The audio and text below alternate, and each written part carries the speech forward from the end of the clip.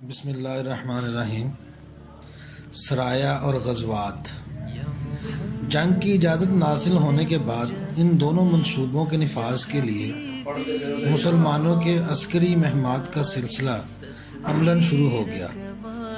طلایہ گردی کی شکل میں فوجی دستے گشت کرنے لگے۔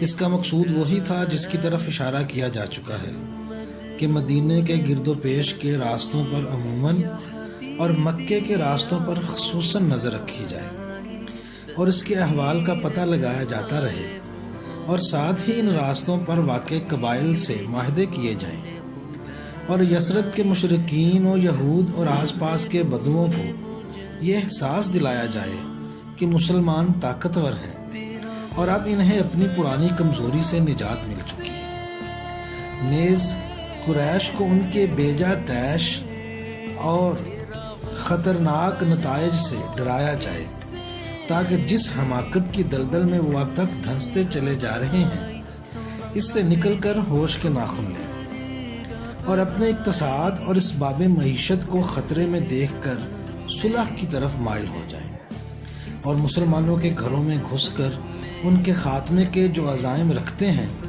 اور اللہ کی راہ میں جو رکاوٹیں کھڑی کر رہے ہیں اور مکے کے کمزور مسلمانوں پر جو ظلم و ستم ڈھا رہے ہیں ان سب سے باز آ جائیں اور مسلمان جزیرۃ العرب میں اللہ کا پیغام پہنچانے کے لیے آزاد ہو جائیں۔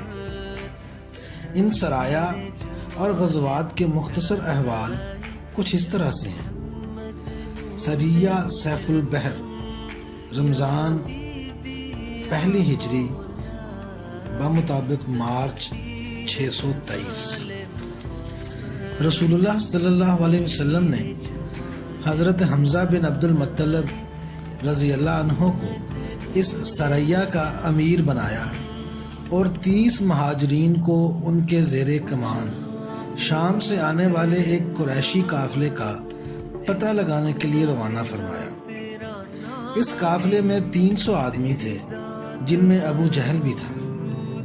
مسلمان عیس کے اطراف میں ساحل سمندر کے پاس پہنچے تو قافلے کا سامنا ہو گیا اور فریقین جنگ کے لیے صف آرا ہو گئے، لیکن قبیلہ جوہینہ کے سردار مجدی بن عمرو نے، جو فریقین کا حلیف تھا، دوڑ دھوپ کر کے جنگ نہ ہونے دی۔ حضرت حمزہ رضی اللہ کا یہ جھنڈا پہلا جھنڈا تھا جسے رسول اللہ صلی اللہ علیہ وسلم نے اپنے دستے مبارک سے باندھا تھا۔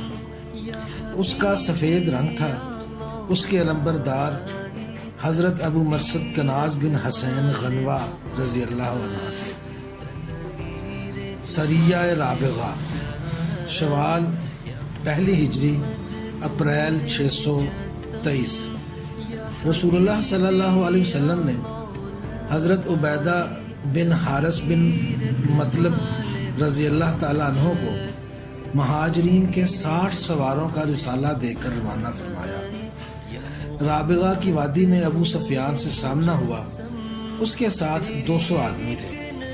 فریقین نے ایک دوسرے پر تیر چلائے لیکن اس سے آگے کوئی جنگ نہ ہوئی۔ اس سریے میں مکی لشکر کے 2 آدمی مسلمانوں سے آ ملے۔ ایک حضرت مقداد بن عمرو البحرانی اور دوسرے عتبہ بن غزوان المزانی رضی اللہ عنہ تھے۔